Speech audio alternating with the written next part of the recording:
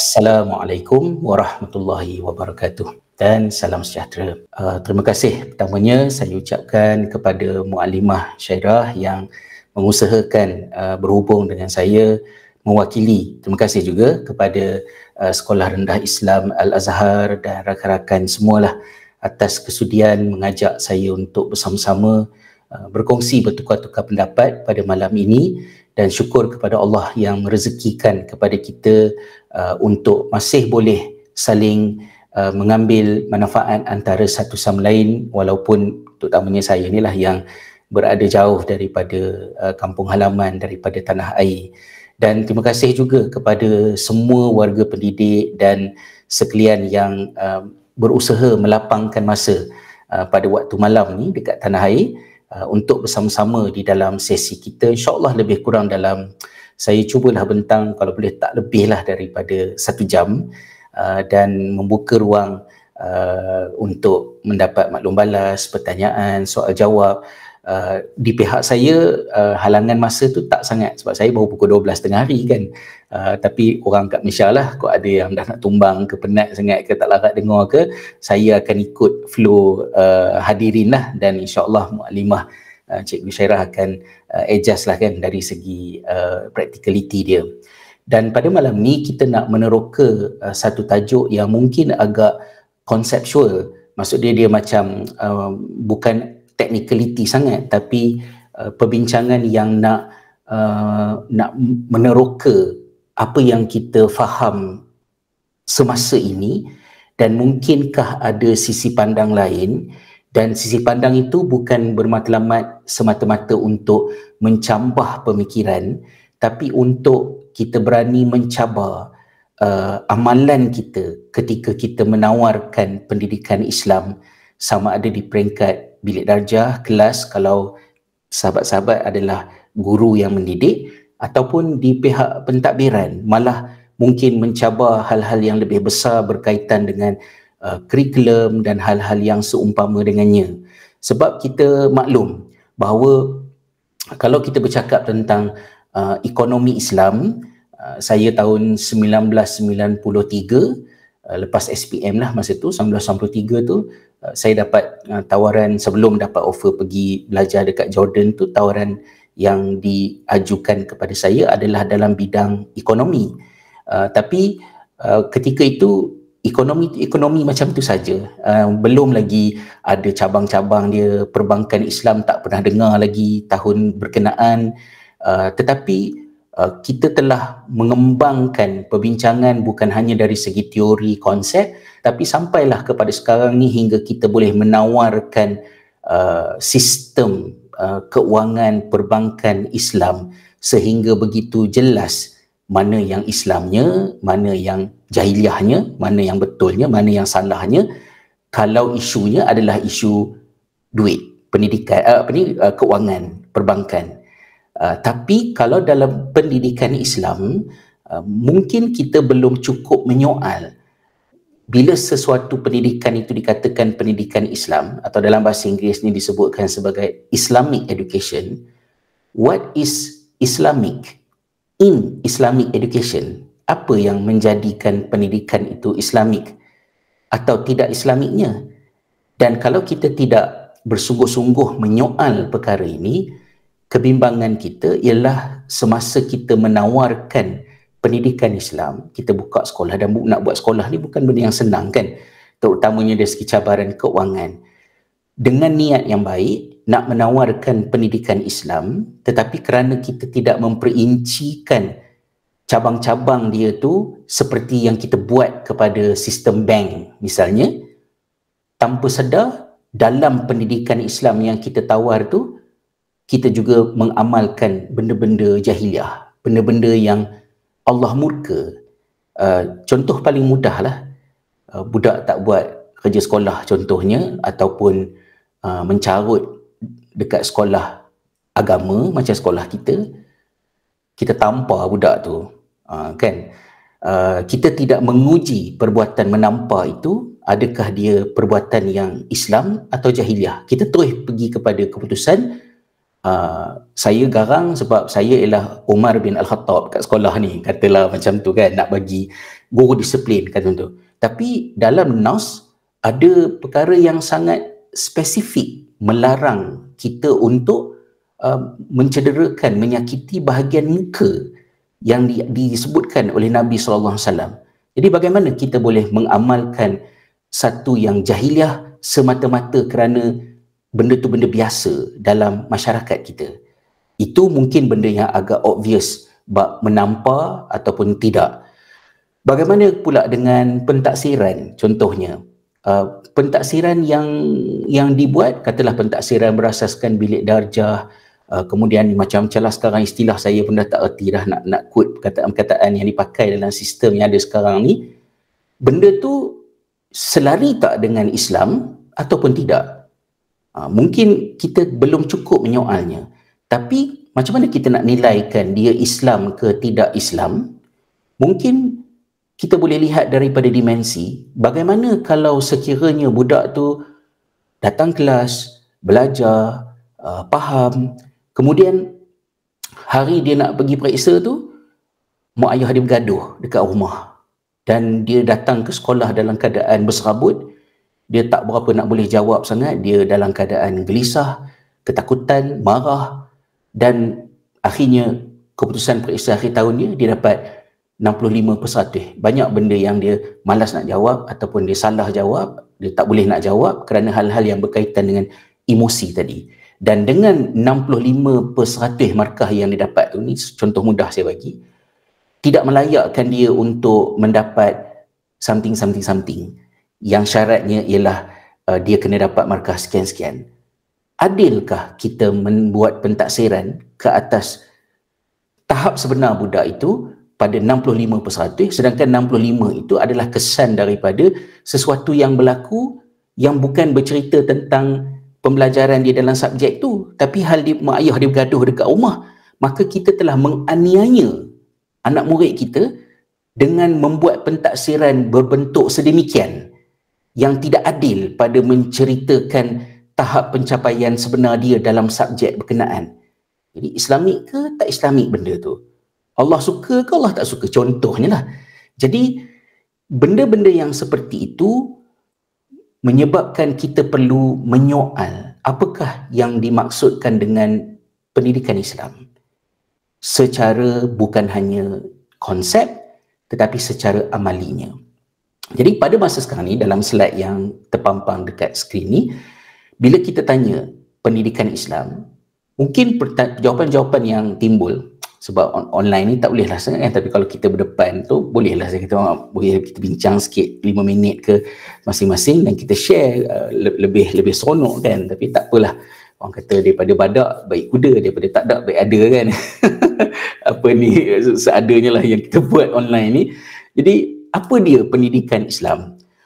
Mungkin yang menjadi bahan untuk kita menjawab pendidikan itu sebagai pendidikan Islam ialah bila kita cuba menjawab persoalan apa. Apa tu mungkin subjek-subjek yang diajar. So kalau kita mengajar pendidikan Islam, Al-Quran, Sunnah, mengajar akhlak, maka jadilah dia pendidikan Islam. Kemudian macam mana pula dengan matematik, sains? Macam mana nak menjadikan matematik, sains tu sebagai pendidikan Islam juga?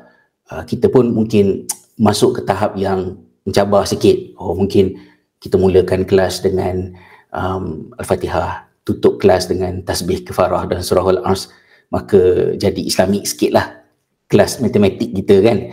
Ataupun ada something yang lebih mendalam tentang hal tersebut. Macam mana? Katalah begitu kan. Jadi isu yang dibincangkan adalah tentang apa yang diajar dan tidak diajar.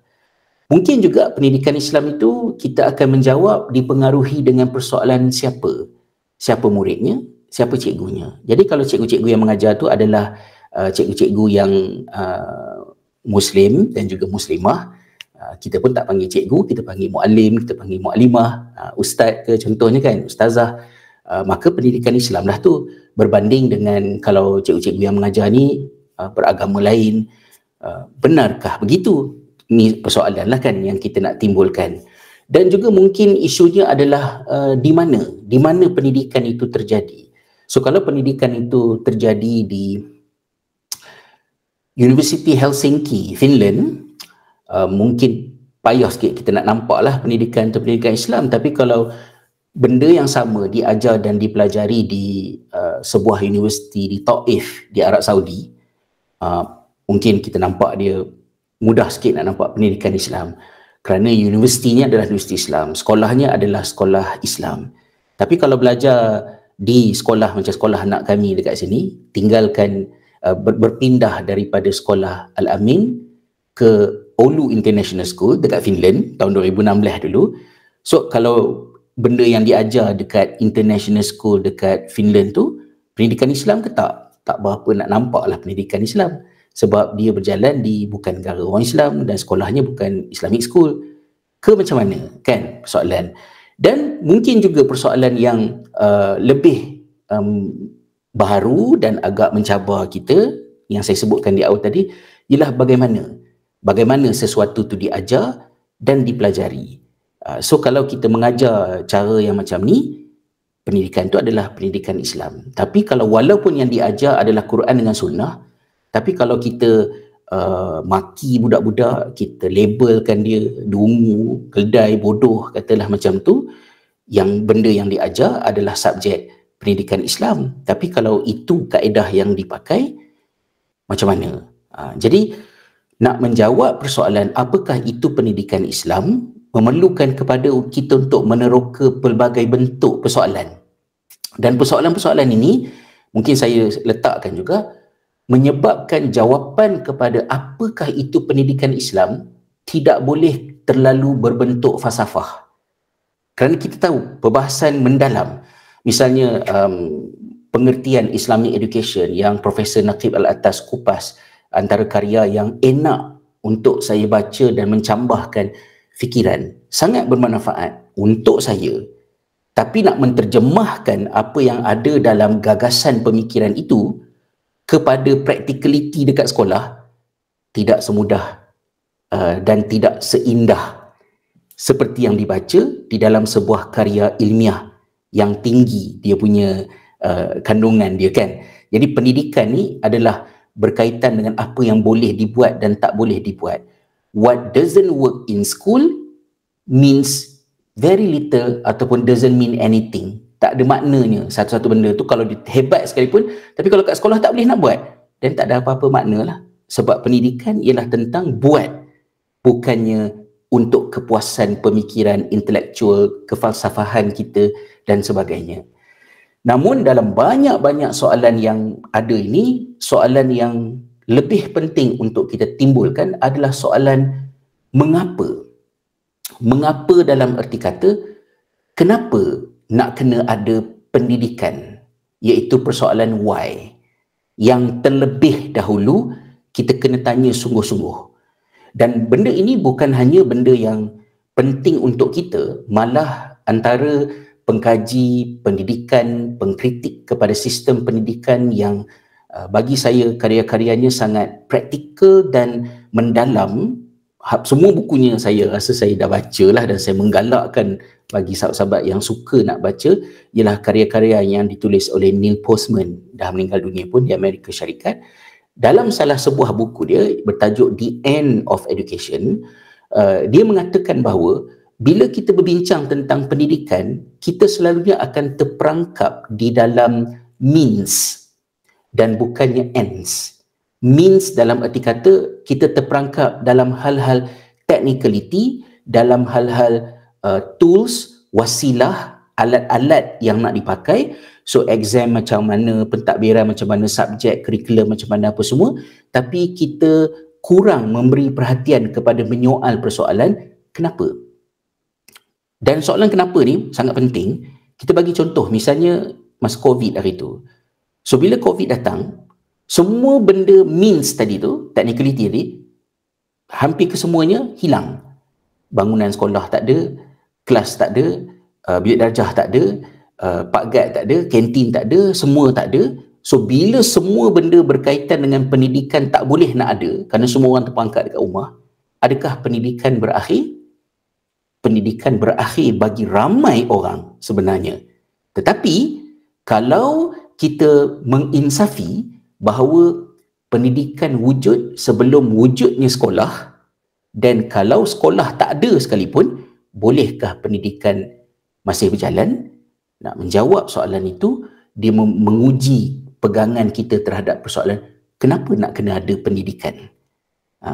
Seperti yang terjadi kepada Syekh Mustafa Sabri rahimahullah ketika kejatuhan Daulah Osmaniyah, apabila Mustafa Kamal Atatürk dan rejimnya mengambil langkah agresif untuk mereformasi pendidikan Republik Turki, antaranya adalah dengan menutup madrasah-madrasah tradisional warisan Osmaniyah dan menjadikannya illegal untuk sekolah-sekolah tersebut beroperasi. Bagi Syekh Mustafa Sabri, bukan Mustafa Sabri, maafkan saya, Syekh Sulaiman Hilmi Tunahan, Syekh Sulaiman Hilmi Tunahan ni, bagi dia tutup sekolah ke apa ke, tanggungjawab dia sebagai pendidik untuk mendidik anak-anak murid dia dengan pendidikan yang ketika itu difahamilah, maksud dia pendidikan tentang agamanya, tentang Al-Qurannya, tentang sunnahnya, dan benda-benda yang ni mesti diteruskan. So apa yang dia buat? Sekolah tak ada, kena tutup, dan kalau diketahui mengajar dan belajar, cikgu dan anak murid boleh kena tangkap, maka mereka berpindah, mereka menyamar sebagai pekerja kebun. Jadi tok guru-guru dengan anak murid ni mengambil upah untuk mengerjakan ladang. Jadi waktu siang mereka berladang, kemudian bila dah malam, dah gelap, waktu malam lah mereka menyambung aktiviti mengajar, belajar, walaupun tak ada sekolah, walaupun tak ada bilik darjah, walaupun tak ada kemudahan, tapi mereka ada jawapan kepada persoalan why. Kenapa kena belajar?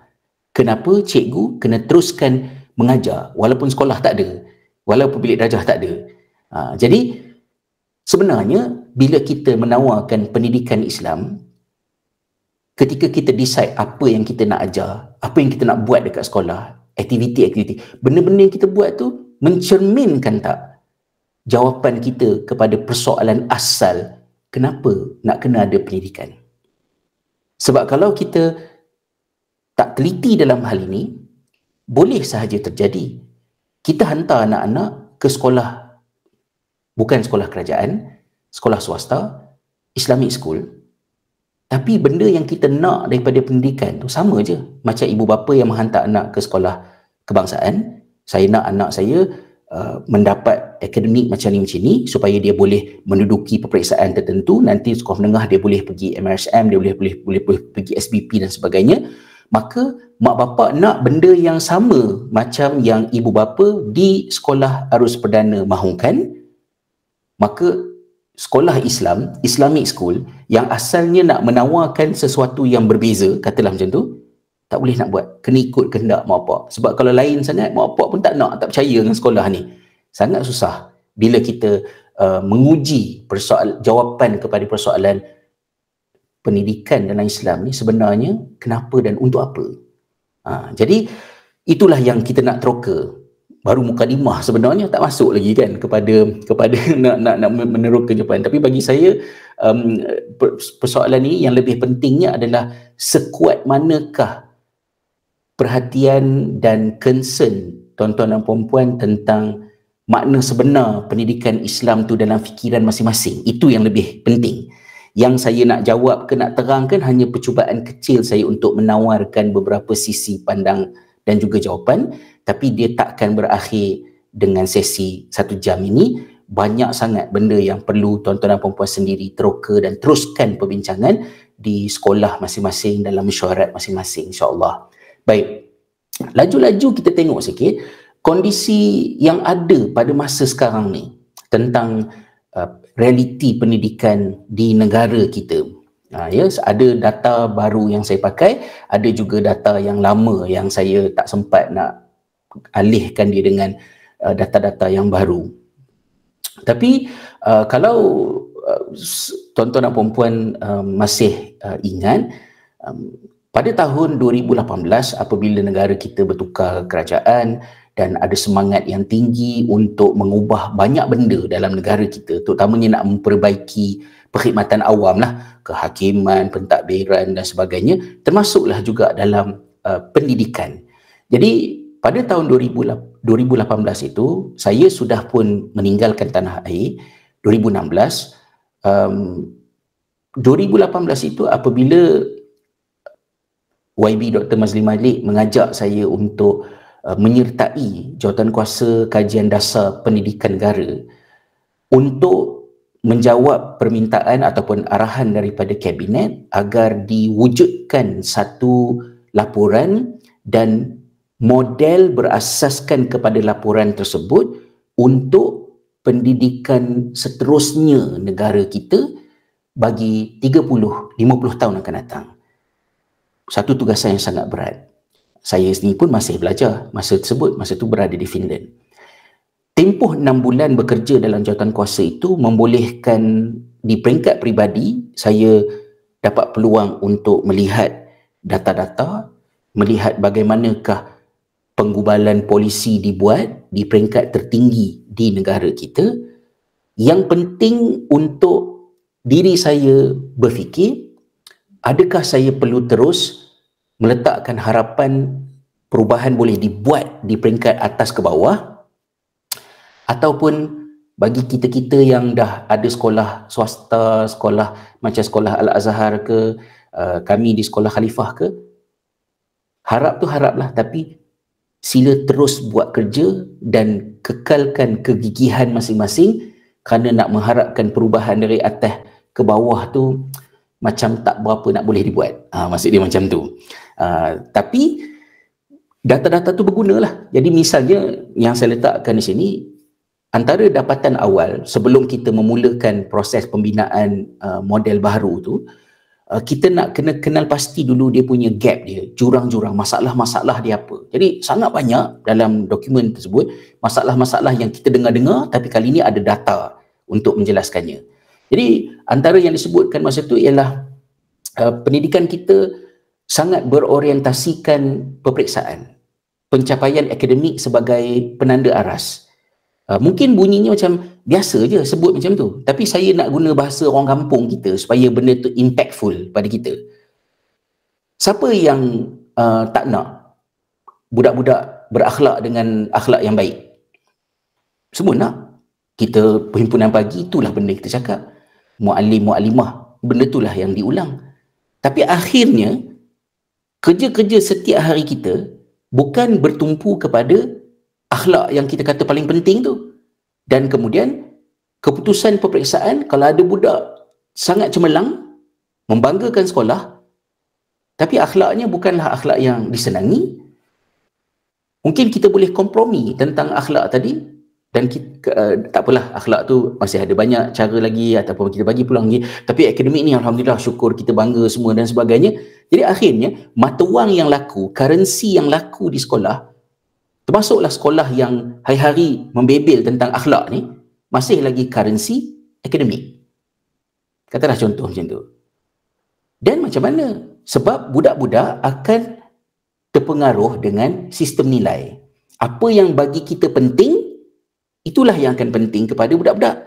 Tapi kalau kita kata akhlak penting, tapi hari-hari kerjanya ialah akademik, dan juga yang diukur di hujung tahun nanti adalah akademik, maka yang dinilai sebenarnya adalah akademik, bukan akhlak. Walaupun yang banyak dibebelkan adalah tentang akhlak. Jadi bila pendidikan kita di peringkat nasional dikatakan masih berorientasikan akademik, maknanya ada benda-benda lain yang terabai. Benda-benda lain yang tidak diberikan keutamaan. Akademik itu yang dikejar. Ni cerita sebelum pandemik ni, 2018-2019. Saya tak nak lama-lama sangat kat sini, kita nak bagi masa yang lebih kepada bahagian yang lain. Ini data yang terbaru, PISA, measurement yang dibuat untuk tahun 2022. InsyaAllah slide ni nanti saya paskan kepada Muallimah Syairah, dan silakanlah untuk nak disebarkan kepada guru ke apakah untuk dirujuk, dibincang balik ke, dan dekat dalam tu ada setengahnya ada link tu, kliklah pada link tu untuk melihat sumber dia, laporan dia dekat mana kan. Jadi laporan PISA 2022 ni saya baru je lepas menghadiri satu brainstorming session di Minda UKM untuk Kongres Bumi Putra berkaitan dengan pendidikan. Sedih, data tu banyak, antara tentang masalah bukan hanya pendidikan tapi keseluruhan. Bila sebut Bumi Putra tu, betul lah Bumi Putra tu merujuk kepada orang Melayu terutamanya, Tapi kita juga boleh melihatnya, ia juga mencerminkan majoriti orang Islam lah, Muslim lah dekat tanah air kita. Jadi sebelum kita tengok yang itu, yang kat sini kita nampak 2022 punya PISA ni menunjukkan betapa sedihnya tahap pencapaian pelajar-pelajar kita dalam keupayaan matematik dia, membaca, literasi dan juga bahagian sains.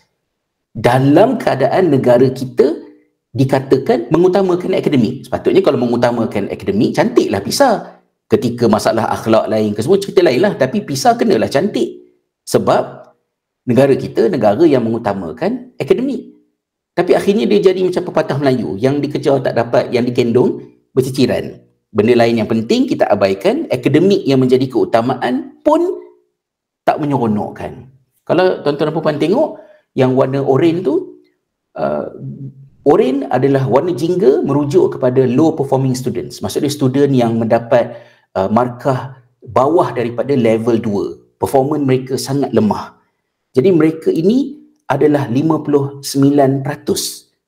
daripada mereka yang di-assess lah dalam PISA ni. Average OECD ialah 31%. Maknanya jumlah yang pencapaian rendah untuk matematik 59%. Sangat tinggi.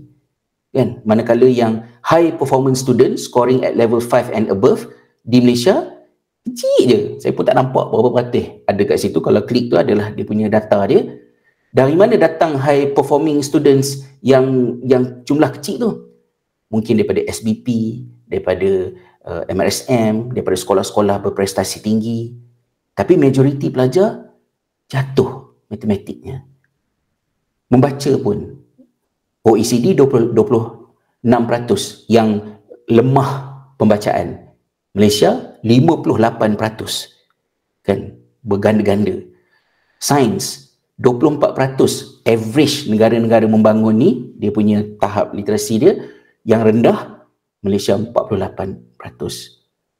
Tapi bila kita olah, nanti kita akan dengar cara-cara, oh tapi sebenarnya ada berlaku peningkatan, terpulang. Kita suka nak dengar benda yang kita suka dengar ke, kita suka nak dengar benda yang menjelaskan masalah yang sebenarnya sedang berlaku. Ini yang terbaru ni 2022. Kemudian kita juga boleh melihat masalah lambakan subjek. Ini adalah data dalam laporan Jawatankuasa Kajian Dasar Pendidikan Negara itu, merujuk kepada murid tahun 1, budak darjah 1 kat Malaysia adalah antara budak darjah 1 yang mempunyai subjek paling banyak di dunia. Jika dibandingkan negara lain. Tapi Malaysia 9, mana ke bawah? Finland 8, kurang 1 je. Ada 1 elektif kat tepi tu 2. Lepas tu budak Finland darjah 1 pukul 1:30 dah habis sekolah dah. Kita lepas 1:30 sekarang ada kelas kafar pula. Masuk sekolah agama lagi, campur. Berapa banyak belajar tu tadi. Jadi darjah 1 dah sama sibuk dengan CEO satu company di Kuala Lumpur. Dia punya tahap kesibukan dia lah dengan jumlah. Bila subjek terlampau banyak di peringkat darjah 1, maknanya awal-awal lagi pendidikan kita memberi tumpuan kepada menguasai kandungan mata pelajaran dan bukannya benda-benda basic yang penting untuk tahun-tahun awal sekolah. Yang penting untuk tahun-tahun awal sekolah apa dia? 1, nak bagi budak-budak suka belajar, seronok belajar, datang sekolah. Itu paling penting sebab dia bukan hanya nak sekolah selama 11 tahun, 6 tahun sekolah rendah, 5 tahun sekolah menengah. Tapi dia nak jadi murid sepanjang hayat, lifelong learner. Kalau kita nak sebut secara idealistiknya. Tapi baru je sebulan sekolah, terus monyok. Keceriaan semua dah habis hilang dah. Start je sekolah, musnah. Ciri-ciri yang kita seronok tengok budak-budak curiosity, suka nak tanya soalan apa satu. Kenapa? Terlampau banyak sangat subjek, tak dandan sangat nak mengajar.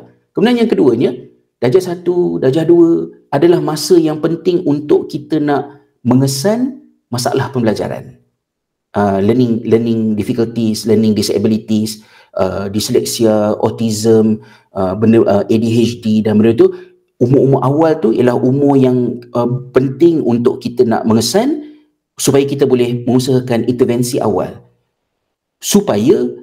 Tetapi kesulitan belajar hanya akan ketara muncul jika pembelajaran itu bukan pembelajaran yang mendatangkan masalah pada budak. Maksudnya, dia ada masalah disleksia.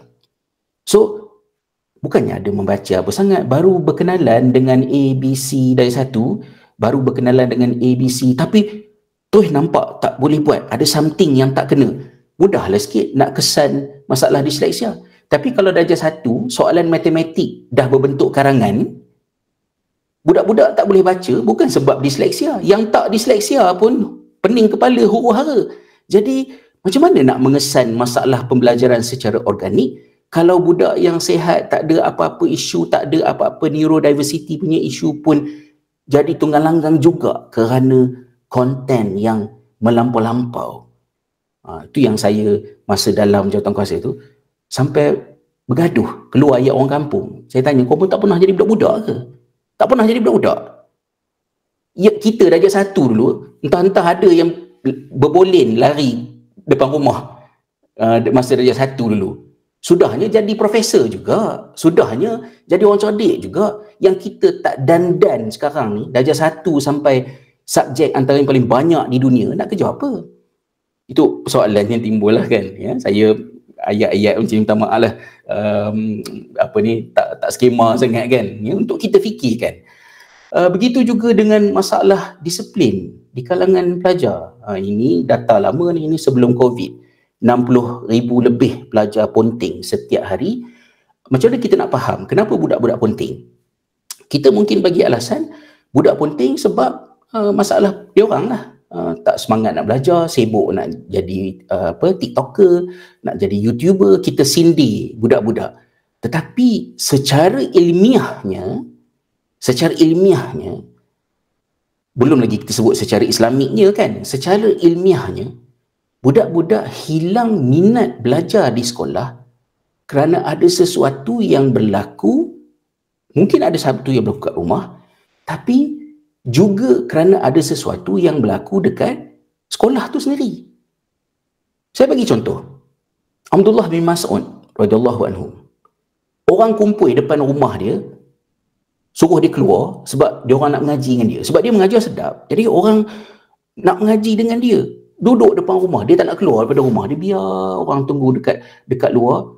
Mana Tok Guru tak keluar-keluar ni kan. Sampailah akhirnya dia keluar, dia kata, satu-satunya sebab kenapa aku tidak menerima permintaan kamu untuk belajar dengan aku tiap-tiap hari ialah kerana aku tidak mahu membosankan kamu, kerana itu yang aku belajar daripada Nabi SAW.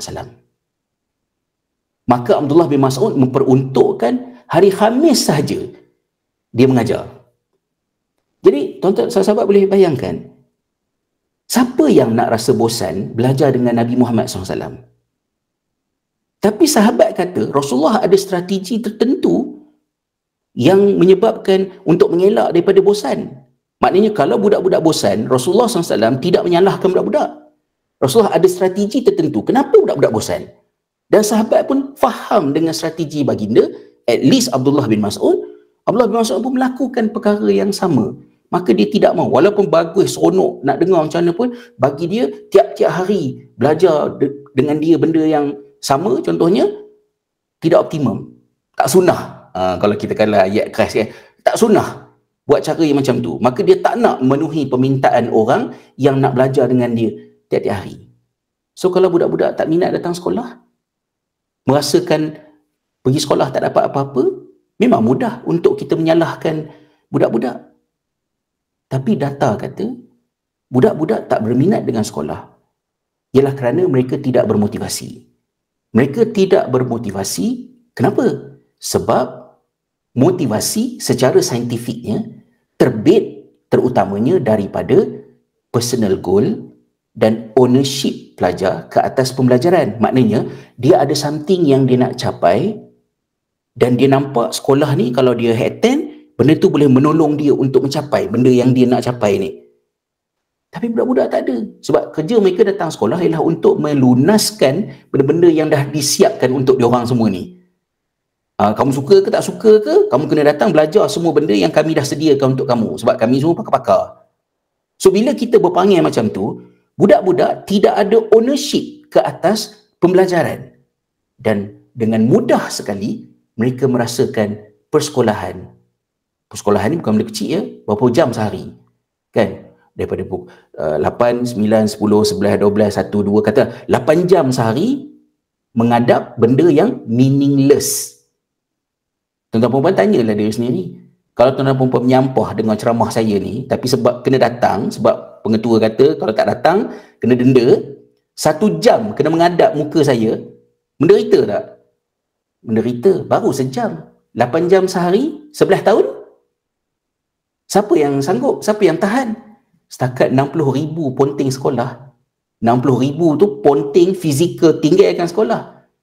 Yang 600,000 lagi datang sekolah, tapi otak jiwa entah ke mana. Kita nak salahkan siapa?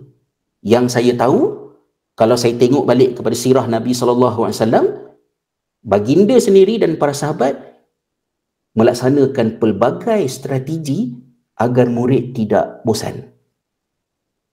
Antara benda terawal yang saya bingung pada tahun 2014,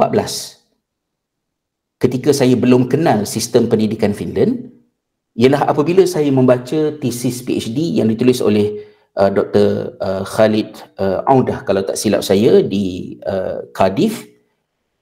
Dia memetik satu nasihat yang disampaikan oleh Ibnu Abbas radhiyallahu anhuma. Ibnu Abbas ni daripada abad yang ke-7. Punyalah dah lama kan.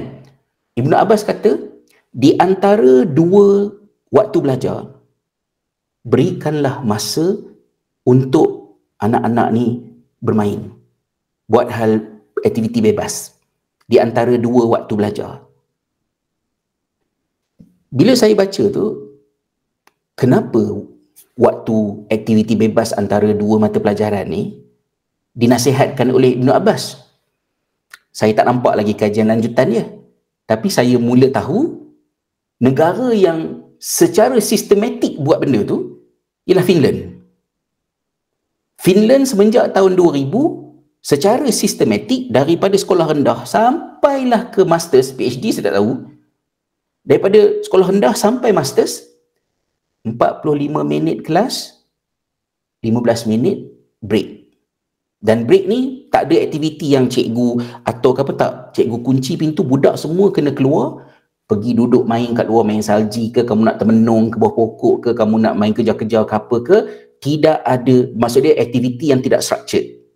Terpulang, cikgu kunci pintu, walaupun suhu kat luar negatif 20 darjah Celsius. Kalau subjek tu digabungkan, 45 minit digabung jadi 2, 45 minit jadi sejam setengah. Lepas sejam setengah, wajib 30 minit break. Kenapa Finland buat benda ni? Ibnu Abbas suruh Finland pula yang buat, kan? Bukan pendidikan Islam kat Finland ni. Saya pun mula membaca dia punya kesan, data dia yang menceritakan apa bendanya, dan bila kita implementasikan sedikit, sebab nak buat benda tu tidak mudah.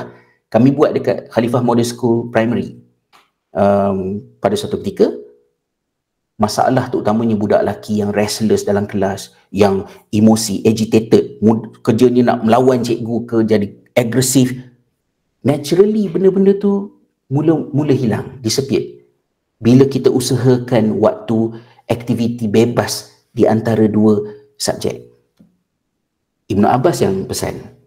So maknanya masalah disiplin, saya tak adalah kata 100% budak ni tak bersalah, terutamanya kalau dia dah angkir balik, kalau dah tu dia dah mukallaf. Tapi kita kena fikir dulu tang mana yang tak kenanya dengan setting kita, sehingga jadi macam ni. Dan macam-macam lagi lah perkara yang membimbangkan, yang menyedihkan, kemiskinan, pendidikan dan kemiskinan. Kita selalu kata belajar rajin-rajin, tinggi-tinggi supaya boleh social mobility, kalau dalam sosiologi kan.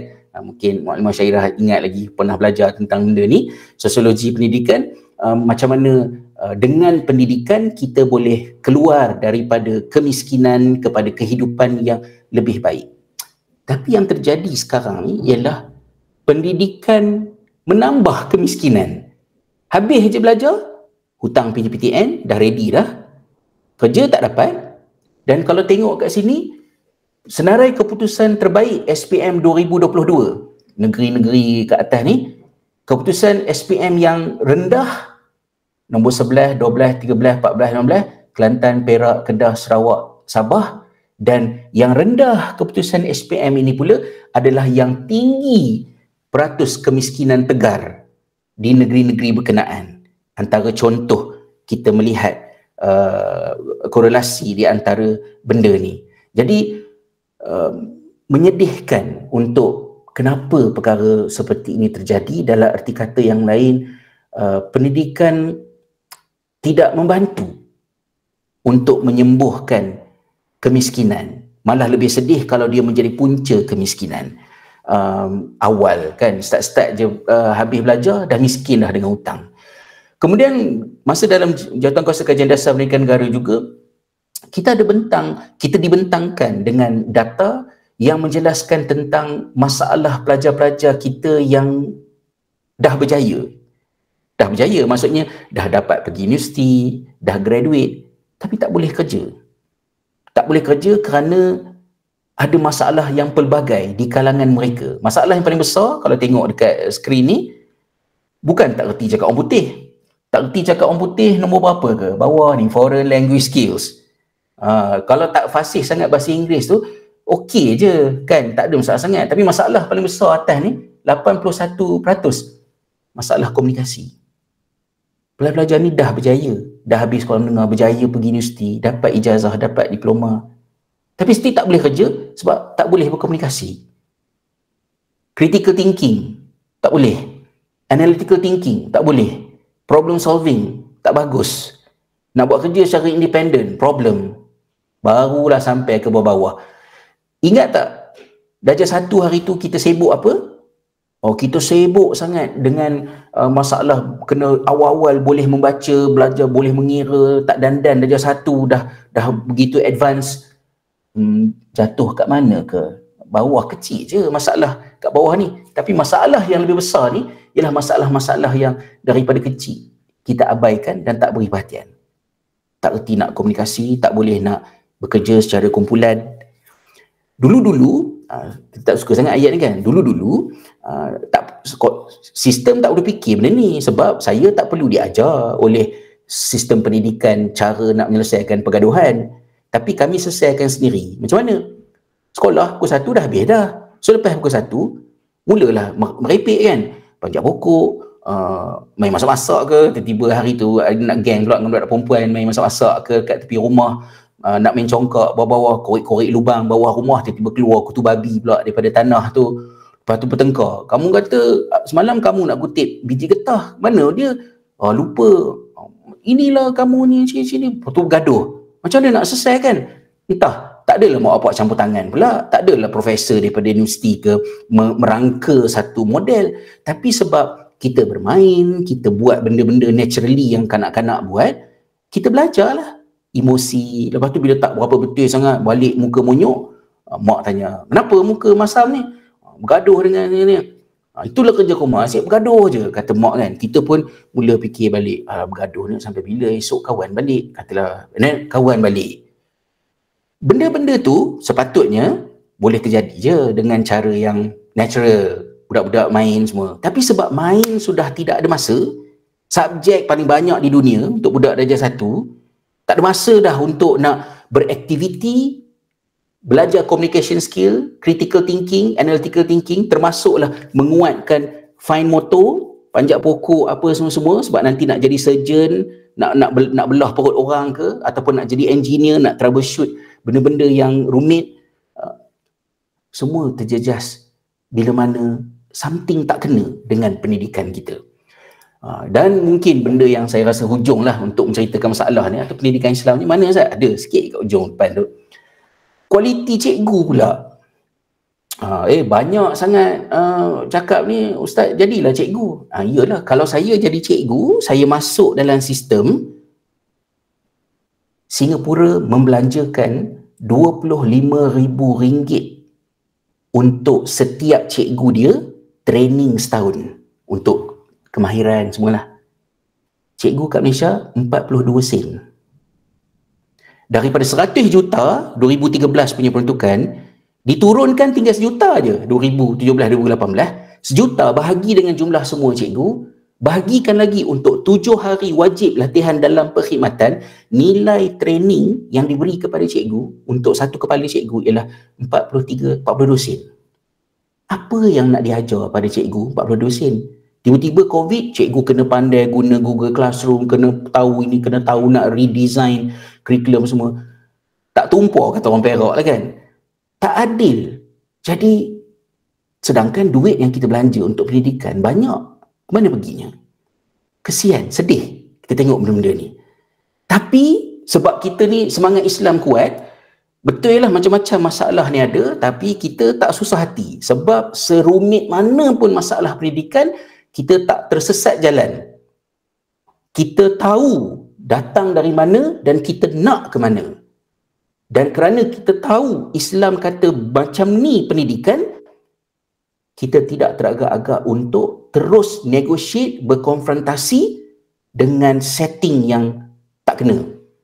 Bukan berasaskan pendapat peribadi ke apa ke, tapi asasnya ialah kerana kita tahu bahawa Islam meletakkan pendidikan ni macam ni. So, pendidikan ni macam mana? Poin yang saya letakkan ni, lebih kurang dalam 15 minit terakhir ni, mula-mula sekali apabila Allah mengisytiharkan Adam AS sebagai khalifah di atas muka bumi, surah Al-Baqarah ayat yang ke-30 ni, terus malaikat menimbulkan pertanyaan. Ataj'alu fiha ma yufsidu fiha wa yasfiku dima. Ya Allah, kenapa engkau nak jadikan di atas muka bumi ini khalifahnya adalah yang berisiko melakukan kerosakan dan menumpahkan darah? Wa nahnu nusabbihu bihamdika wa nuqaddisu lak. Sedangkan kami para malaikat adalah makhluk yang sentiasa bertasbih, memuji dan menyucikanmu. Kalau kita permudahkan pemahaman ayat ni, ini ada satu tugasan yang kita nak bagi. Kita ada 2 calon. Calon yang pertama akan buat exactly macam yang kita suruh. Calon pertama Calon kedua mungkin buat, mungkin tak buat, dan mungkin dia buat kerosakan. So nak lantik siapa? Pemikiran mudahnya, kita lantik calon yang pertama lah. Sebab calon pertama lah yang akan buat exactly macam disuruh. Jadi, kalau malaikat, makhluk yang surah At-Tahrim ayat 6 kata, malaikat itu, wa yaf'aluna ma yu'marun, mereka akan buat sebagaimana yang disuruh untuk mereka buat. Kenapa Allah tak lantik malaikat jadi khalifah? Kenapa Adam jadi khalifah? Yang berisiko melakukan kerosakan, menumpahkan darah ni kan? Pertanyaan yang munasabah ditimbulkan oleh malaikat. Kita pun terfikir ya, bukan kesenang kalau kita buat sekolah rendah Islam Al-Azhar, murid-muridnya ialah anak-anak malaikat. Tak ada masalah disiplin. Kan? Senang je. Suruh belajar. Sejam-sejam lah, 2 jam lah. Tapi kita buat sekolah, murid-muridnya ialah keturunan Nabi Adam yang berisiko melakukan kerosakan dan menumpahkan darah. Lepas tu kita terkejut, kenapa budak-budak ni perangai macam ni? Mana boleh terkejut? Seolah macam kita masuk tol kan, tengah drive kat tol, tiba-tiba hujung, ada tol. Terkejut pula jumpa tol masuk highway. Memanglah dekat hujung highway ada tol. Kenapa nak terkejut kan? Jadi, kenapa nak terkejut dengan masalah-masalah perangai budak-budak di sekolah? Kalau awal-awal lagi masa Allah kata Adam jadi khalifah tu, malaikat dah tanya siap-siap dah, risiko melakukan kerosakan, menumpahkan darah. Jadi, tak terkejut. Cuma, apa pemahaman kita daripada ayat ni? Allah kata, inni a'lamu ma la ta'lamun. Aku tahu apa yang kamu tak tahu. Allah tak nafikan kebimbangan malaikat tu. Tapi ada sesuatu yang lain tentang Adam dan keturunan-keturunannya yang Allah tahu malaikat tidak tahu, belum tahu masa itu. So apa bendanya? Dalam ayat yang berikutnya, wa 'allama Adam al-asma'a kullaha.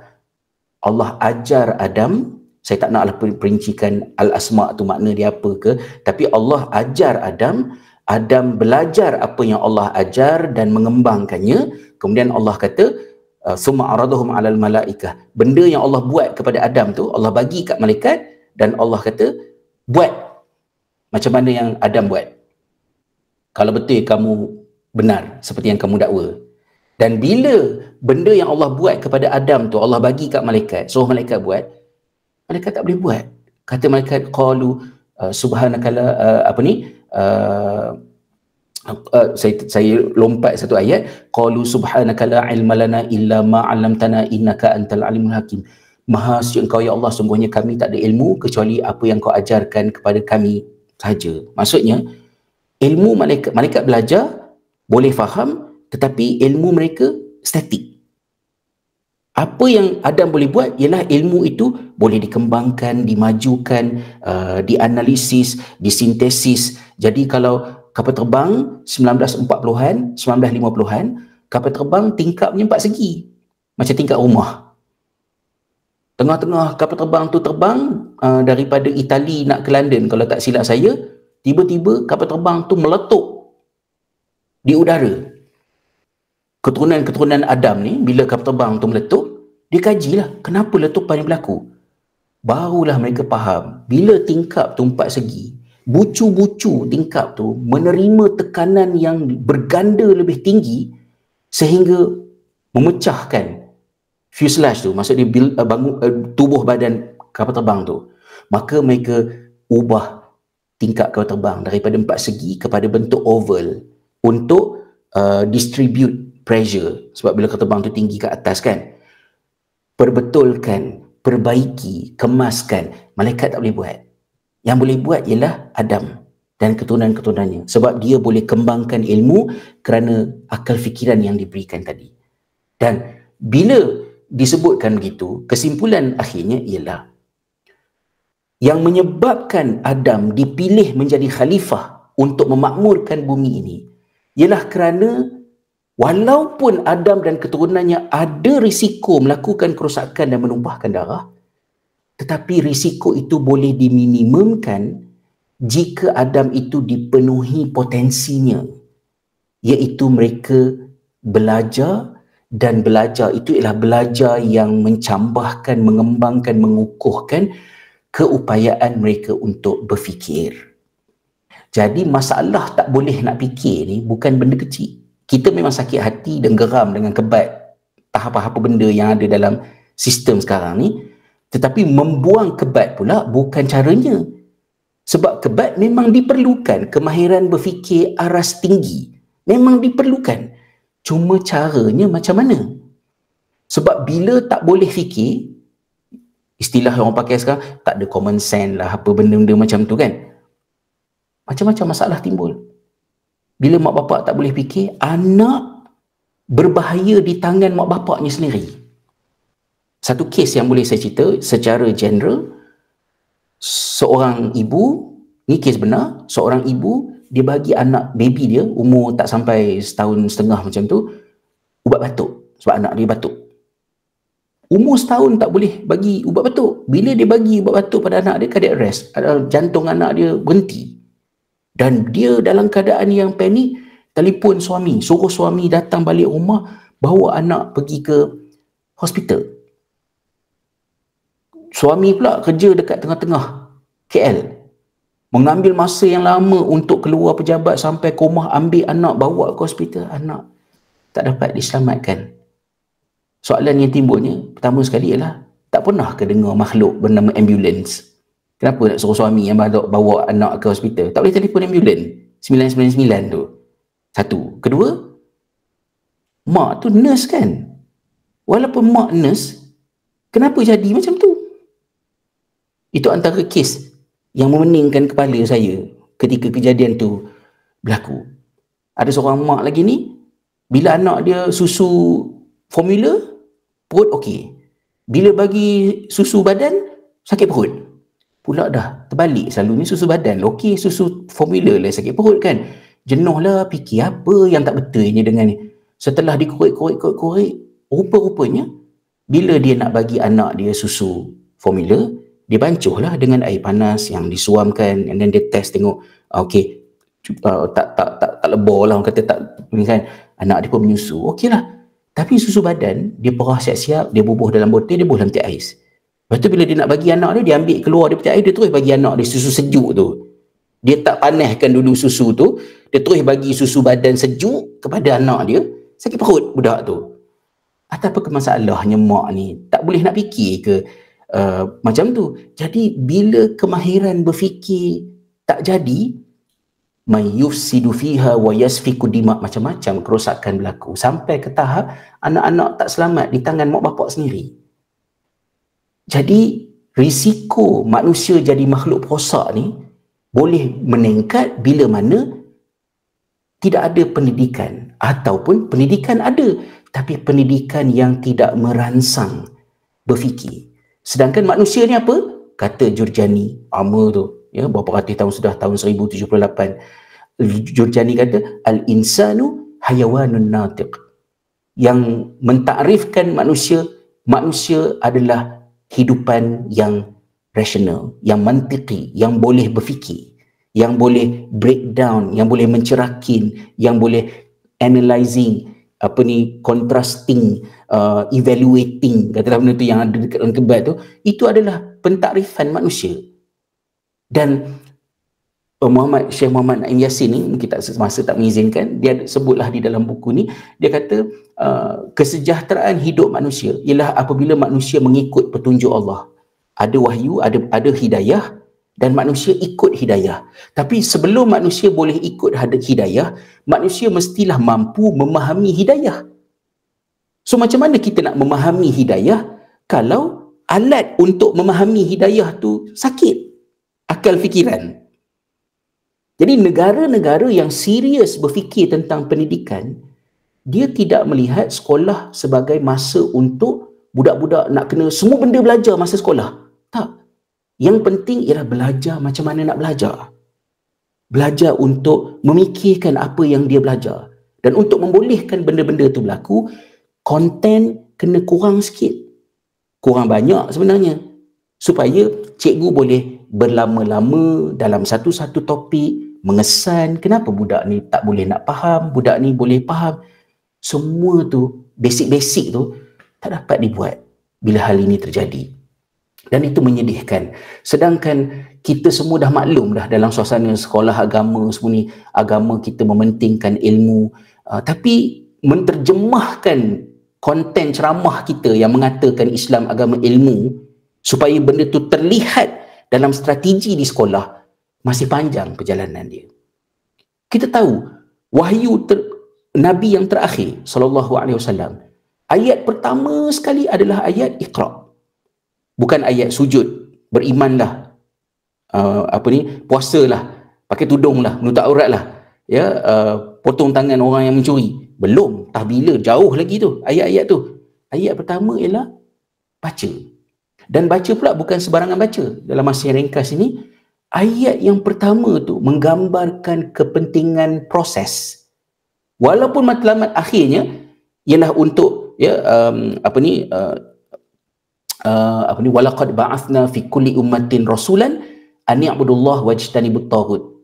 Dan sesungguhnya telah kami utuskan bagi setiap umat itu rasul, matlamatnya tetap sama, iaitu supaya manusia menyembah Allah dan menjauhkan diri daripada pesaing-pesaing Allah yang disebut sebagai tauhid. Walaupun itu matlamat akhirnya, tapi wahyu tidak tergesa-gesa pada menyuruh orang beriman, kerana ada proses yang kita tak boleh skip. So ayat pertama yang turun tu, Iqra tu, antara ayat awal untuk proses ni tadi. Kata Allah Ta'ala, Iqra, bacalah. Ya? Bukan sebarang baca, tapi baca yang ada matlamat, yang penting. Apa dia? Bacalah dengan nama Tuhan kamu. Ya? Tuhan kamu? Tuhan yang mana ni? Bukan Tuhan Arab ke, bukan Tuhan Yahudi ke, bukan Tuhan Nasrani. Sebab kalau awal-awal lagi bacalah dengan nama Tuhan sekian-sekian, supaya matlamatnya agar kamu menjadi sebahagian daripada komuniti itu mungkin kepentingannya adalah supaya kita menjadi sebahagian daripada kelompok tertentu. Itu belum lagi. Tapi peringkat awal ni, bacalah dengan nama Tuhan. Tapi bukan Tuhan Arab, bukan Tuhan Ajam, bukan Tuhan Yahudi, bukan Tuhan Nasrani, tapi Tuhan kamu sendiri. Bacalah dengan nama Tuhan kamu sendiri. Mungkin orang kata, dengan Tuhan aku, Tuhan yang mana? Aku tak tahu, aku tak adalah percaya sangat tu. Tuhan yang mana? Allazi khalaq, iaitu Tuhan yang mencipta. Bacalah dengan nama Tuhan kamu. Tuhan yang mana? Kamu percaya tak kamu ni ciptaan? Kalau kamu percaya kamu ini dicipta, siapa yang mencipta kamu? Yang mencipta kamu itulah yang dimaksudkan sebagai Tuhan kamu.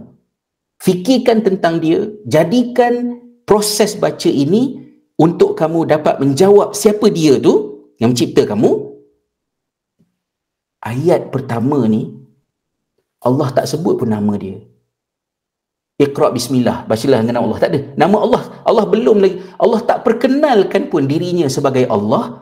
Allah tak perkenalkan pun dirinya sebagai Tuhan yang wajib disembah, tapi Allah memperkenalkan dirinya sebagai Tuhan yang manusia tak boleh nak nafi, iaitu bacalah dengan nama Tuhan. Tuhan yang mana? Tuhan yang buat kamu. So kalau kamu faham kamu tu dibuat, yang buat kamu itulah Tuhan kamu. So yang buat kamu tu jadi Tuhan bukan sebab kamu sembah dia. Dia tu Tuhan kamu sebab dia buat kamu. Dia sahaja yang layak menjadi Tuhan. Okey, dah nampak dah. Lanjut lagi. Tuhan yang menjadikan aku, macam mana ya? Khalaqal insana min 'alaq, yang mencipta manusia daripada seketul daging atau darah yang tergantung. 1400 tahun sudah, mana ada kamera ke scanner ke nak tengok dalam perut perempuan apa yang berlaku.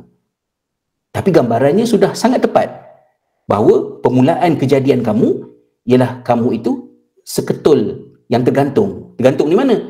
Di dinding rahim wanita. Sambung lagi ke depan. Dan beberapa ayat pertama ni, ayat Iqra ni, ialah manusia carilah penjelasan, carilah ilmu supaya kamu kenal siapa kamu, siapa Tuhan kamu, dan kamu menginsafi perkara ini, kerana semua agama, hal-hal agama yang menyusul akan datang ni, 23 tahun perutusan Nabi ni, akan dibina di atas jelasnya jawapan-jawapan kepada persoalan terawal ini. Dan persoalan terawal ini, kalau kita terjemahkan kepada kehidupan moden hari ini,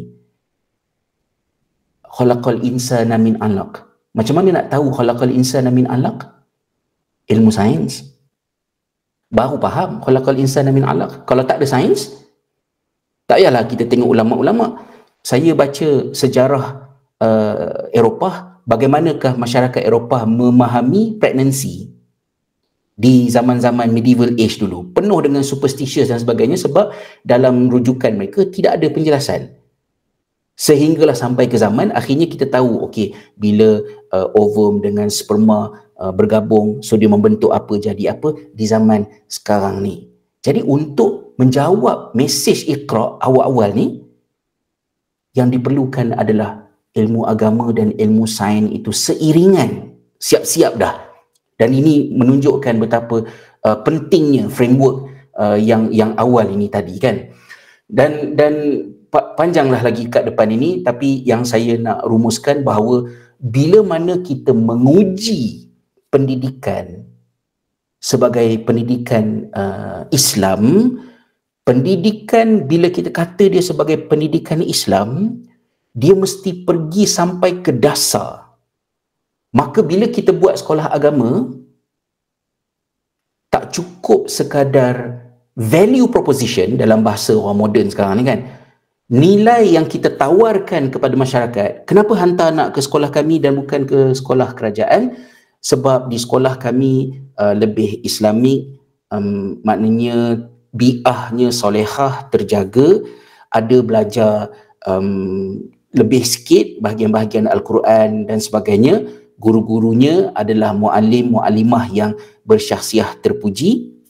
Maka hantarlah anak ke sekolah kami kerana inilah yang kami tawarkan untuk kebaikan anak tuan-tuan dan perempuan. Tak salah, tapi tak cukup. sekolah-sekolah, terutamanya sekolah swasta, pendidikan Islam, sekolah swasta, sekolah Islam, kena bekerjasama. Seorang-seorang buat tak boleh, kena bekerjasama, bergabung untuk mencungkil, mencerakin, membedah benda-benda yang kita offer. Kurikulum tu, framework, cara nak membuat assessment, cara nak menilai pelajar dan melaporkannya kepada ibu bapa dan sebagainya yang ada di hadapan. Maka amatlah penting untuk kita mengusahakan pendidikan ini berasaskan kepada ilmu dan bukan hanya semata-mata warisan sangkaan. Kalau boleh saya selitkan, saya harap saya tidak ada personal issues, tapi saya sekadar menyebut pelajaran lah ya.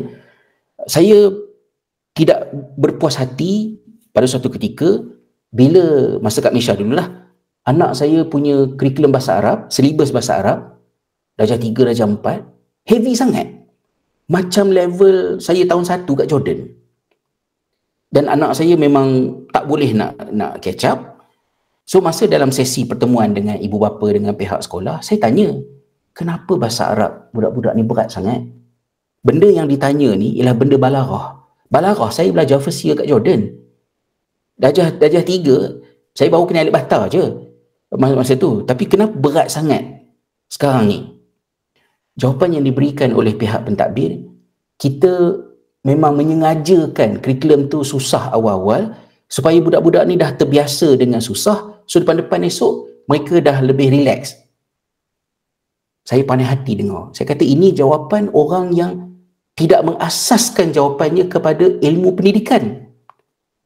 Imam Al-Ghazali, Ibnu Khaldun, kalaupun tidak Nabi SAW sendiri, dah bagi amaran awal-awal dah.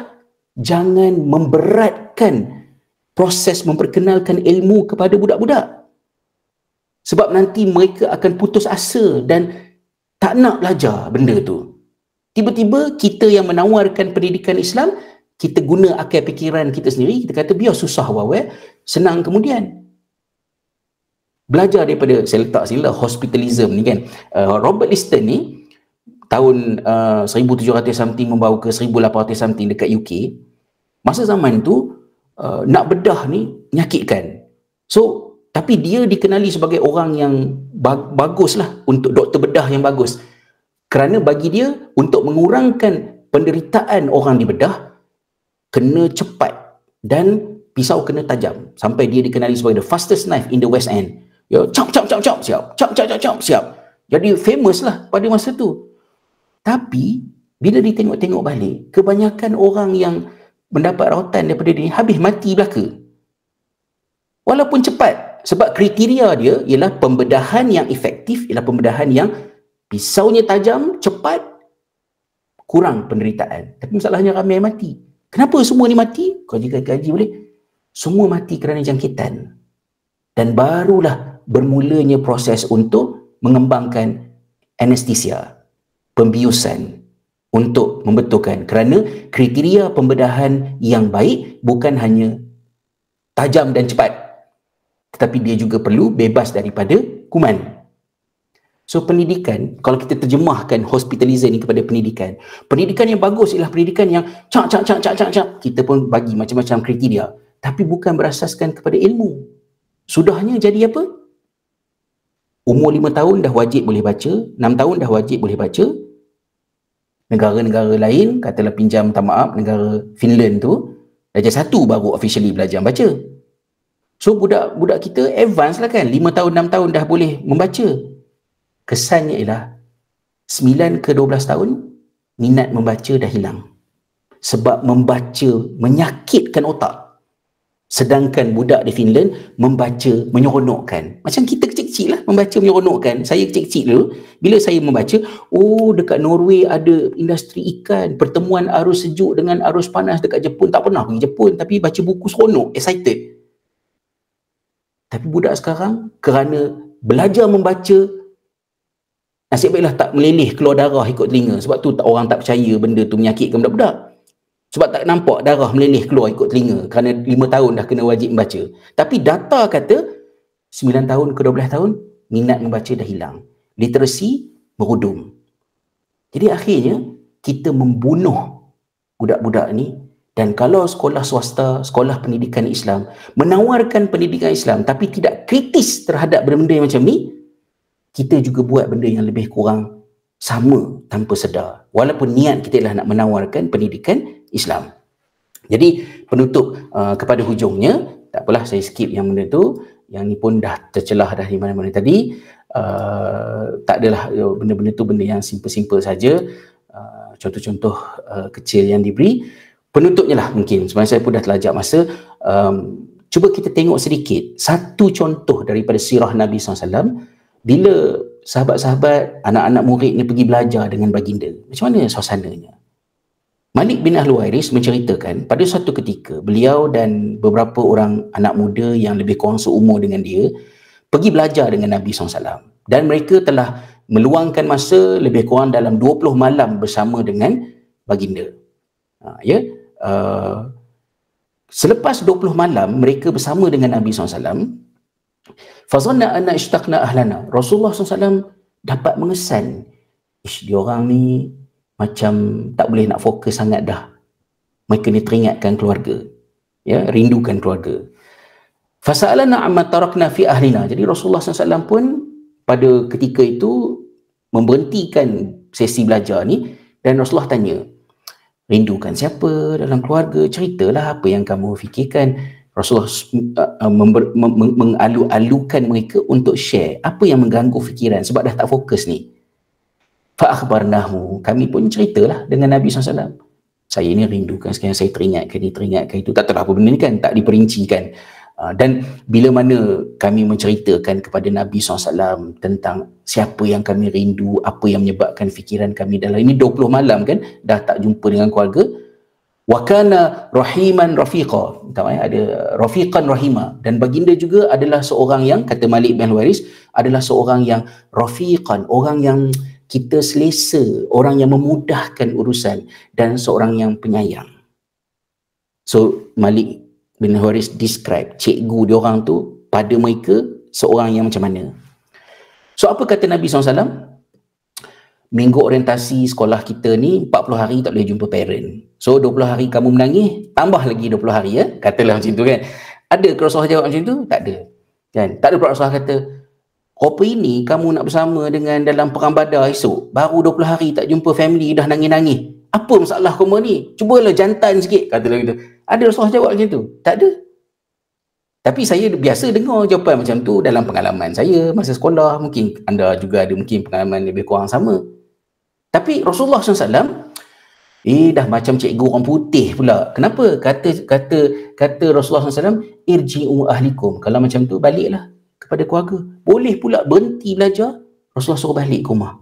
Irji'u ila ahlikum. Kalau macam tu, baliklah ke rumah masing-masing. Benda yang kamu dah belajar dengan aku ni, bawa ke rumah, ajar keluarga, ajak mereka solat. Bila masuk waktu, salah seorang daripada kamu laungkan azan, dan yang paling tua imamkan solat, kata Nabi SAW. Saya first time baca hadis ni masa saya belajar kat Jordan, fokus saya kat ujung hadis tu aja, iaitu dalil siapa lebih afdal jadi imam, iaitu yang lebih tua. Fiqh dia je saya tengok. Tapi pedagogi dia macam mana? Pedagogi dia macam mana? First, anak-anak muda ni bila 20 hari dengan Nabi SAW, bila mereka hilang fokus, Rasulullah mengesannya. Tak kena ni. Macam saya tak mengesan kan, tak nampak pun siapa, semua ni masih mendengar kot, tentang semua dah terlentang lah kan, bila nak berhenti Ustaz ni. Tapi Rasulullah SAW mengesannya, bukan sahaja Rasulullah mengesan, bahkan baginda buat something. Oleh kerana dah tak berapa nak fokus, Rasulullah pun berhenti. Rasulullah tanya, rindukan siapa?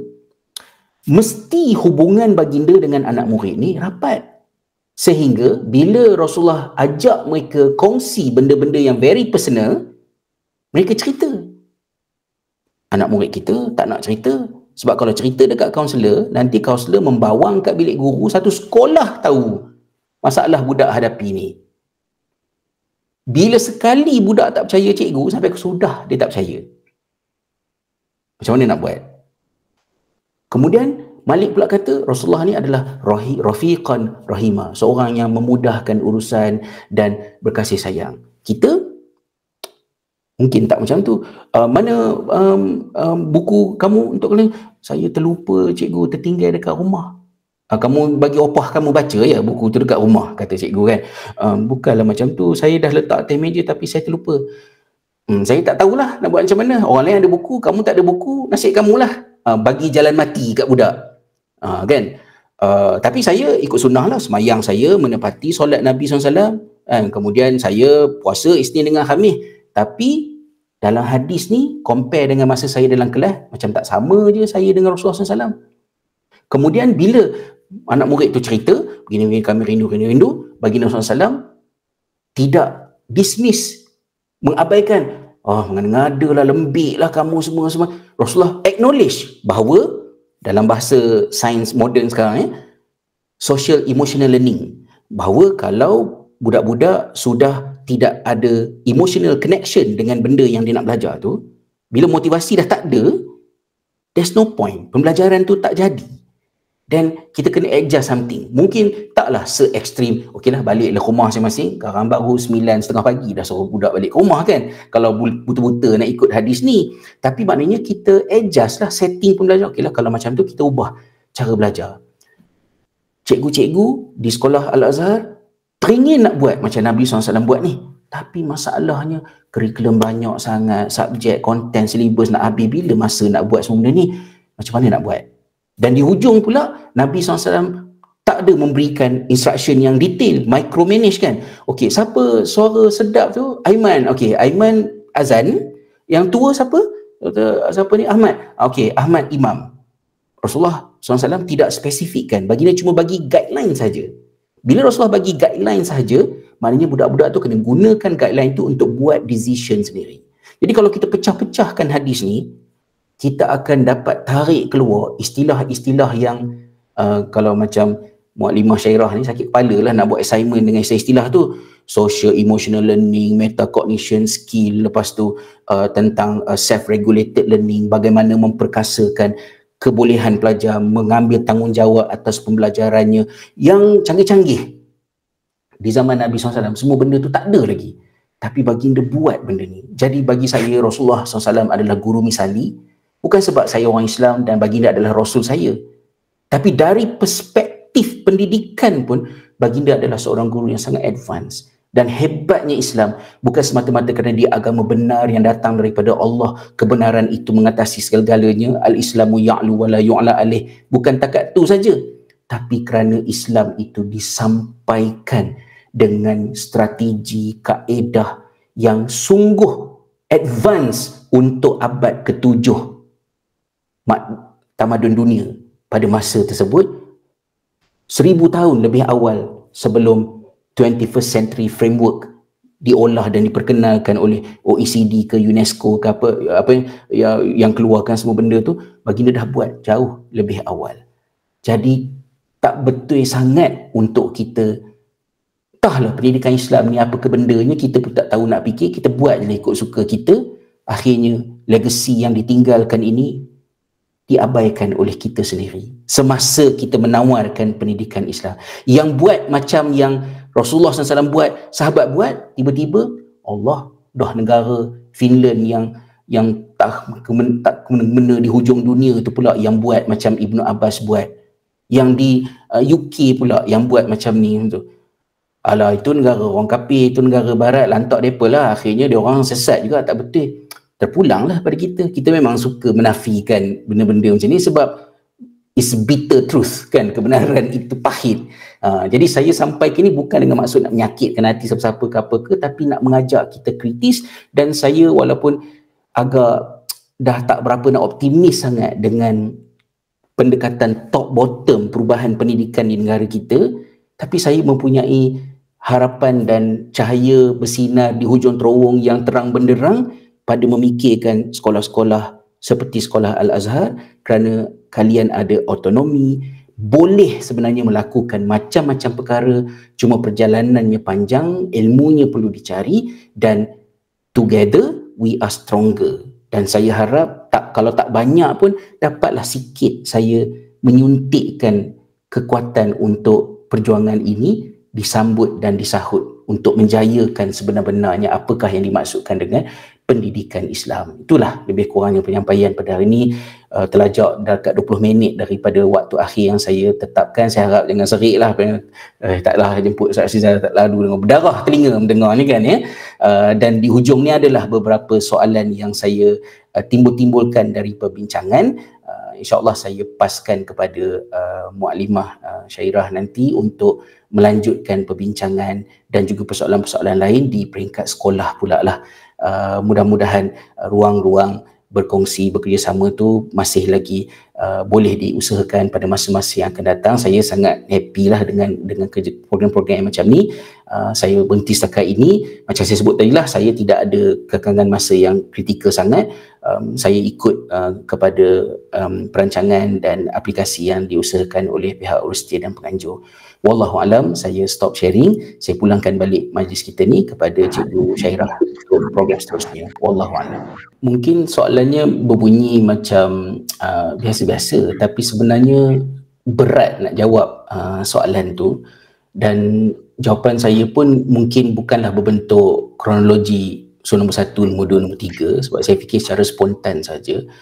Pertama sekali yang saya concern ialah semua tenaga pengajar dan pentadbir yang berada di sebuah sekolah mesti melihat usaha di sekolah tu sebagai cikgu ke, sebagai pentadbir ke, sebagai satu perjuangan. Mungkin bunyinya agak klise, tapi bila kita kata sebagai perjuangan, maka semangat dia lain sikit. Sebab kita tahu bila kita run sekolah swasta, kita akan miskin. Kita ada peluang untuk dapat pendapatan yang lebih baik di tempat lain. Dan kenapa kita perlu berada di tempat yang tak mampu memberikan kepada kita pendapatan yang lumayan? Dan itu adalah masalah yang sangat rumit untuk diselesaikan oleh sekolah swasta. Macam mana nak perkukuhkan business model supaya walaupun sekolah tu tak berorientasikan keuntungan, tapi mampu generate revenue dan menjaga kebajikan guru-gurunya. Satu perjuangan besar yang sekolah nak kena fikir. Saya pun menyambung belajar sikit dekat sini kerana saya nak meneroka poin yang sama, iaitu business model untuk sekolah beroperasi sebagai, istilah yang dipakai dalam dunia perniagaan ni, sebagai social entrepreneurship. Sebagai social entrepreneurship. Tapi di peringkat cikgu-cikgu, kalau saya sendiri, ketika saya dilamar oleh Yayasan Pendidikan Khalifah untuk menjadi staf sepenuh masa, saya tahu yayasan hanya boleh offer banyak ni saja. Dan saya tak tergamak untuk memikirkan lebih daripada sekian. Dan jumlah yang gaji yang diberikan kepada saya itu akan menjadikan saya hidup di bawah paras kemiskinan. Maksud dia jadi asnaf, istilahnya macam tu. Tapi kalau tak buat, tak ada orang buat. So saya ambil dia sebagai perjuangan. Saya tukar slogan dekat blog saya. Itu cara saya lah. Maksud dia daripada erti hidup pada memberi, safuislam.com dulu tu, saya tukar kepada pendidikan jalan islah. Sebab saya nak suntik dalam kepala saya berada dalam Yayasan Pendidikan Khalifah, ini adalah perjuangan saya. Jadi kalau saya tak cukup duit, kalau saya kena bersaing dengan isteri saya yang gaji lebih besar daripada saya kena kerja keras, saya kena cari jalan lain pendapatan, tapi sekolah saya kena run. Sebab di sekolah ini adalah perjuangan. Jadi poin pertama saya ialah cikgu-cikgu mampukah dan perlulah meningkatkan kemampuan untuk menjiwai menjadi tenaga pendidik di sekolah, selain daripada menyampaikan secara profesional benda yang diajar. Inilah perang Badar, perang Uhud, kita nak menegakkan negara Islam ke, nak memenangkan Islam ke, nak menjulang, mendaulatkan apa, semua terjemahannya ialah susah payah saya dalam dunia pendidikan ini. Itu yang pertama, yang perlu dijiwai oleh semua orang. Yang sebila dijiwai semua tu, kita melihat rezeki bukan hanya P, physical, tapi rezeki kita ialah PIES, physical, intellectual, social, spiritual dan emotional. Saya mengajar di sekolah swasta, P saya kecil. Saya cari dah jalan lain untuk top up gaji saya. Tapi saya mendapat gaji, intelektual saya meningkat sebab saya dapat buat apa yang saya belajar. Saya dapat emotional sebab saya happy, saya dapat berhubung dengan lebih bermakna dengan anak-anak murid, social meningkat. Semua tu bagi saya rezeki. Sebab saya mungkin akan pergi mengajar di sebuah sekolah yang bagi saya P lagi besar, tapi saya menderita jiwa raga dalam bab emosional, sosial kerana dokumentasi, penaziran ke apa dan sebagainya yang tak boleh ditebus dengan duit contohnya. Jadi bila saya proses benda tu, memikirkan pendidikan sebagai perjuangan adalah pemula terawal kenapa bertahan dan berada di satu tempat itu. Itu yang pertama. Yang keduanya, setiap sekolah sama ada, katalah macam Al-Azhar ni satu sekolah, adakah dia hanya satu ataupun dia adalah satu daripada katalah rangkaian sekolah musleh contohnya. Yang penting dalam rangkaian itu ataupun di sekolah mesti ada sekurang-kurangnya 1-2 orang yang mempunyai ilmu pendidikan, pedagogi, learning sciences untuk menyuntik apa jua perancangan sekolah dari asas ilmu tu. Jadi kalau sekolah tak ada duit tapi ramai-ramai kutip duit, kita hantar seorang untuk belajar, dapatkan ilmu supaya dia dapat bawa ilmu tu untuk memperkasakan. Kalau kita sangat mulia usaha seperti itu contohnya. Itu perkara kedua lah. Yang ketiganya, kalau boleh saya fikir secara spontan, tak boleh buat semua, jangan tinggal semua. Tak boleh tinggal semua, tak boleh buat semua, jangan tinggal semua tu, raikanlah kejayaan-kejayaan buat benda walaupun benda tu kecil-kecil. Contohnya, saya nak ubah banyak lagi jalan ni, tapi first kali yang saya nak buat ialah saya akan usaha setiap hari bila saya masuk kelas, saya senyum supaya budak-budak percaya dengan saya dan tenang, sebab saya hanya jumpa dia 50 minit sahaja sehari, dan saya akan carilah jalan macam mana krisis kat rumah, bergaduh tak cukup tidur ke, anak meragam malam tadi ke apa, suami duk tendang-tendang suruh bangun, anak duk menangis ke apa ni, saya selesaikan kemudian. Tapi dalam kelas ni budak-budak ni juga 25 orang, 30 orang ni, mereka juga membawa macam-macam benda daripada rumah dia orang, saya tak tahu apa dia, tapi yang saya tahu, kalau saya masuk ke bilik darjah dengan sebuah senyuman, anak murid saya akan terus mula membina hubungan dengan saya. Yang ni saya boleh buat sebab saya tak perlukan apa-apa sangat, dan walaupun berat, saya yakin saya boleh melakukannya. Acknowledge itu sebagai satu pencapaian besar. Start with something even as small as just a smile. Maksudnya macam tu kan. Kemudian tambah lagi ilmu, perkemaskan ni, perkemaskan itu. Selebihnya mungkin saya tutupkan jawapan kepada soalan yang Cici tanya tadi, ialah jadilah sekolah yang belajar. Maksud saya sekolah yang belajar tu sekolah yang tak pernah siap, sebab sentiasa duduk balik meeting, betulkan ini, kemaskan ini, cek ini, tambah yang ini, kurangkan yang ini. Sekolah yang gigih belajar. Pesanan saya kepada cikgu-cikgu kami di sekolah Khalifah sebelum saya tinggalkan tanah air, saya kata di sekolah kita yang paling rajin belajar mestilah cikgu-cikgunya. Itu saja. Dan bila cikgu rajin belajar, dia tak sempat dah nak merepek dalam WhatsApp ke, dekat apa ke, nak terbabit dengan lawak hambar kat sana sini ke apa semua tu. Dia akan dengan sendirinya berkurang sebab dia akan sibuk dengan benda-benda yang dia perlu buat. Mungkin itulah sedikit secara spontan. Kalau tanya balik, saya tak boleh nak jawab balik apa yang saya sebut tadi, tapi itulah yang saya boleh fikirkan pada menjawab pertanyaan yang cikgu tanya tadi. Wallahualam.